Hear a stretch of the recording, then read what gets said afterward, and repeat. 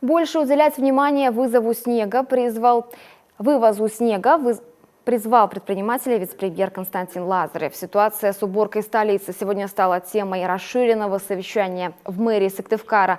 На встречу были вызваны как представители управляющих компаний, к которым, как оказалось, тоже накопилось немало вопросов, так и представители крупных коммерческих структур.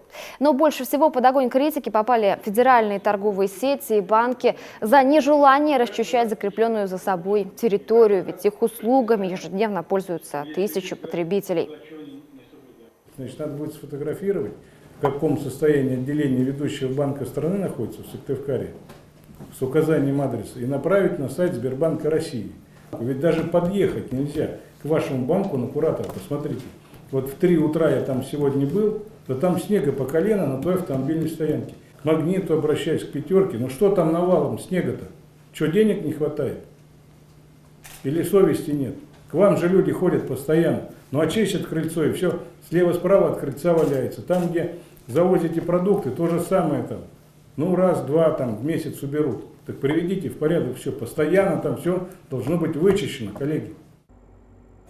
Жалобы на несвоевременную уборку и вывоз снега активно поступают на телефон горячей линии главы Коми.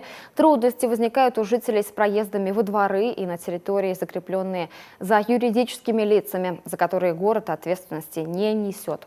Пока что эта работа проводится не на надлежащем уровне, отметил вице-премьер Лазарев и поручил мэрии усилить контроль за исполнением муниципальных правил благоустройства.